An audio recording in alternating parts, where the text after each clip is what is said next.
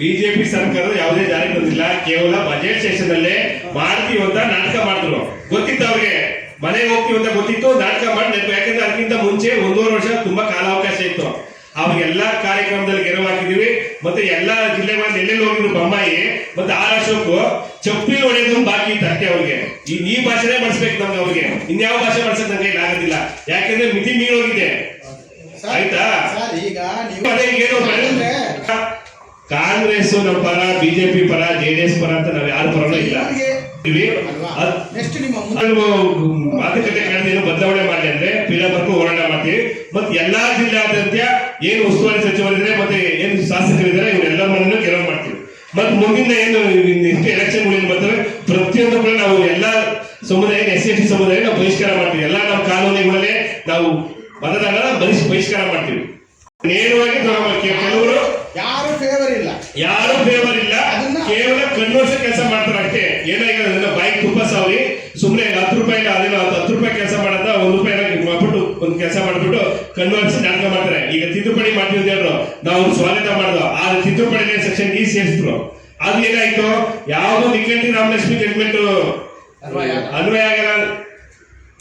ಯಾವ ಜಡ್ಜ್ಮೆಂಟ್ ವಜಾ ಆಗಿತ್ತು ಆ ಜಡ್ಜ್ಮೆಂಟ್ ಇಂದ ಯಾವ್ಯಾವ ವಜಾ ಆಗಿದೆ ಅಂದ್ಕೊಂಡು ಅದು ಅಪ್ಲೈ ಆಗತ್ತೆ. ಅಂದ್ರೆ ತಿದ್ದುಪಡಿ ಏನ್ ಬಂತು 2023 ಜುಲೈ 21ನೇ ತಾರೀಕು ಬಂತು. ಅಲ್ಲಿಂದ ಮಾತ್ರ ಮುಂದೆ ಸ್ಟಾರ್ಟ್ ಆಗುತ್ತೆ. ಅದು ಹಿಂಗಡೆ ಯಾವ್ದು ವಜಾ ಆಗಿದೆ ಅದು ಬರೋದಿಲ್ಲ. ಹೋರಾಟ ಮಾಡಿದ್ದೇನೆ. ವಜಾ ಆದ್ಮೇಲೆ ಯಾವ್ಯಾವ ವಜಾ ಆಗಿದೆ ನ್ಯಾಯ ಕೊಡ್ರಿ ಅಂತ ಇವರು ಕುತಂತ್ರ ಮಾಡಿ ನಮ್ಮ ಹತ್ರ ಮೀಟಿಂಗ್ ಅಲ್ಲಿ CM ಮೀಟಿಂಗ್ ಕರೆದ್ರೆ ಏನಂದ್ರು, ಇಲ್ಲ ನಿಮ್ದೇನ್ ಡಿಮ್ಯಾಂಡ್ ಅಲ್ಲ, ನಮ್ದೊಂದೇ ಸಿಂಗಲ್ ಡಿಮ್ಯಾಂಡ್, ಲಿಮಿಟೇಷನ್ ತೆಗಿಬೇಕಂತ. ಆಯ್ತು ಲಿಮಿಟೇಷನ್ ತೆಗಿತೀವಿ ಅಂದ್ರು. ಆದ್ರೆ DCSC ನಮ್ಗೆ ಗೊತ್ತಿಲ್ಲ. DCSC ಈ ವಿಚಾರ ಏನು ಬಂತು ಸೆಷನ್ ಅಲ್ಲೇ ಕೃಷ್ಣಪ್ಪರು ಕಂದಾಯ ಸಚಿವರು ಏನಿದ್ದಾರೆ ಸೆಷನ್ ಅಲ್ಲಿ ಅನೌನ್ಸ್ ಮಾಡಿದ್ರೆ ಮಾತ್ರ ಬಂದು ಅವತ್ತು ಕೂಡ ನಾವು ವಿರುದ್ಧ ಮಾಡಿದ್ವು. ನಾವು ಹೋರಾಟ ಕೈ ಬಿಡೋದಿಲ್ಲ, ನಾವು ಕ್ರೀಡಾಪಟು ಖಾಲಿ ಮಾಡಲ್ಲ ಅಂತ. ಅವತ್ತು ಕೂಡ ಇದೇ ಸಮಾಜ ಕಲ್ಯಾಣ ಸಚಿವರಾದ ಮಾದೇವಪ್ಪರು ಬಂದು ಇಲ್ಲ ಆ ಡಿ ಬಗೆಯ ಸಮಸ್ಯೆ ನಾವು ಇಲಾಖೆಯಿಂದನೇ ಸರಿಪಡಿಸ್ತೀವಿ, ಇಲಾಖೆಯಿಂದನೇ ಅಪೀಲ್ ಮಾಡ್ತೀವಿ, ಅದೇನೇ ಖರ್ಚು ವೆಚ್ಚ ಇಲಾಖೆಯಿಂದ ನೋಡ್ಕೊತೀವಿ ಅಂದ್ರು. ಅದು ಕೇವಲ ನಿಖಂಡಿ ರಾಮಲಕ್ಷ್ಮಿ ಜಡ್ಜ್ಮೆಂಟ್ ಮಾತ್ರ ಸುಪ್ರೀಂ ಕೋರ್ಟ್ ಅಲ್ಲಿ ಅಪೀಲ್ ಮಾಡಿದ್ರು. ಅದಕ್ಕೆ 1.5 ವರ್ಷ ಅಲ್ಲಿದ್ದೀವಿ. ಅದು ಲಾಸ್ಟ್ಗೆ ಧೈರ್ಯ ಮಾಡಿ ಅವಾಗ ಈಗ ಮಾದೇವಪ್ಪರು ಸುಪ್ರೀಂ ಕೋರ್ಟ್ ಅಲ್ಲಿ ಅಪೀಲ್ ಮಾಡಿದ್ದಾರೆ. ಅಷ್ಟು ಬಿಟ್ಟರೆ ಇನ್ನು ಕಂದಾಯ ಸಚಿವರು ಹೋದಾಗೆಲ್ಲ ಅದು ಮಾಡಲ್ಲ ಇದು ಮಾಡಲ್ಲ ಅಂತ ನಾಟಕ ಮಾಡಿ ಇದೇ ಕನ್ವರ್ಸ್ ಕಳಿಸ್ತಾರೆ. ಅವರೊಂದು ಸ್ವಂತ ತೀರ್ಮಾನ ತಗೊಳ್ಳೋದಿಲ್ಲ. ಕಂದಾಯ ಸಚಿವರು ಕೃಷ್ಣಪ್ಪರು ಮಾಡಿದ್ದಾರೆ, ಯಾವುದೇ ಒಂದು ಸ್ವಂತ ತೀರ್ಮಾನ ತಗೊಳ್ಳೋದಿಲ್ಲ.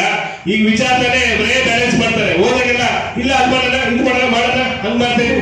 ಎಷ್ಟು ಸರ್ ನಿಂಗೆ ಕನ್ವರ್ಸ್ ಯಾರೇ ನೀವು ಬಂದು 3 ವರ್ಷ ಆಗೋಯ್ತು, ಇನ್ನೊಂದು 2 ವರ್ಷ ಮನೆ ಹೋಗಿ ಸೇರ್ಕೊತೀರಾ, ಇನ್ಯಾವ ಸಮಾಜದ ಕೆಲಸ ಮಾಡ್ತೀರಾ? ಅದ್ರಲ್ಲಿ 108 ಭ್ರಷ್ಟಾಚಾರಗಳು, 108 ಸಮಸ್ಯೆಗಳು. ಬರೇ ನೀವು ಕುರ್ಚಿ ಉಳಿಸ್ಕೊಳಕ್ಕೆ ಟ್ರೈ ಮಾಡ್ತಿರ್ಬಾರ್ದು. ಈ ಸಮುದಾಯಕ್ಕೆ, ಈ ಸಮಾಜಕ್ಕೆ ಬಡವರ ಕಾಳಜಿ ಏನೂ ಇಲ್ಲ. ಇವತ್ತು ಬರೇ ನಾಟಕಗಳು. ಸಂಬಂಧ ಇಲ್ಲ. ನಾವು ನಮ್ಮ ಬದುಕುಗೋಸ್ಕರ ಯಾವುದೇ ರಾಜಕೀಯ ಪಕ್ಷಗಳು ಮಾದೇವಪ್ಪನವರು ಸತೀಶ್ ಜಾರಕಿಹೊಳಿ ಬಿಟ್ರೆ ಇನ್ಯಾರು ಕೂಡ ಅದ್ರ ಬಗ್ಗೆ ಹೇಳ್ಬೇಕು ಅಂದ್ರೆ 50% ಶಾಸಕರು ಇವರು ಕೂಡ ಕಳೆದಿದ್ದಾರೆ. ಏನು ಅಂಬೇಡ್ಕರ್ ಭಿಕ್ಷೆಯಿಂದ ರಿಸರ್ವೇಶನ್ ಇವತ್ತು MLA ಸೀಟ್ ತಗೊಂಡು ಮಂತ್ರಿ ಆಗೋರು ಕೆಲವರು 50%. ಇವರು ಸಮುದಾಯದ ವಿರೋಧಿಗಳು. ಇದರಲ್ಲಿ ಏನು ಎಡಮಾತಿಲ್ಲ. ಯಾಕೆ ವಿರೋಧಿಗಳು ಅಂದ್ರೆ ಇವರೇ ನಮ್ಮ ಲ್ಯಾಂಡ್ ತಗೊಂಡು ರಿಯಲ್ ಎಸ್ಟೇಟ್ ಮಾಡಿ ಇವತ್ತು ಕಾರು ಸೂಟು ಕೊಟ್ಟು ಕಾರ್ ಹಾಕೊಂಡು ಬಂಗ್ಲೆ ಕಟ್ಕೊಂಡಿರೋದು. ನಮ್ಮ ಭೂಮಿನ ಮಾರಾಟ ಮಾಡಿಸಿ ರಿಯಲ್ ಎಸ್ಟೇಟ್ ಮಾಡಿದ್ರು ಬೇರೆ ಯಾರು ಅಲ್ಲ. 50% ನಮ್ಮ ಸಮುದಾಯದ ಪ್ರಮುಖ ಮುಖಂಡರು ಏನು MLAಗಳಿದ್ದಾರೆ, ಮಾಜಿ MLAಗಳಿದ್ದಾರೆ, ಹಾಲಿ MLAಗಳು ಇದ್ದಾರೆ. ಇವರೇ ಕಳ್ಳರು.